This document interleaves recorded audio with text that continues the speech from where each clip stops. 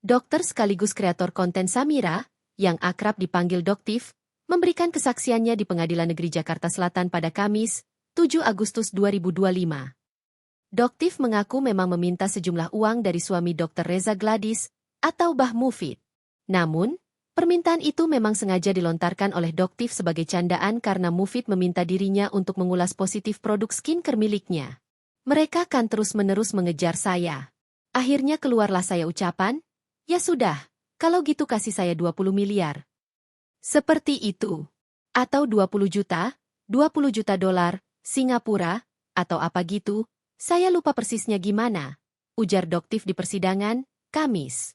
Ia menegaskan bahwa permintaan itu disampaikan secara asal, sebagai respons atas permintaan agar ia memberikan ulasan positif terhadap produk skincare milik Reza Gladys.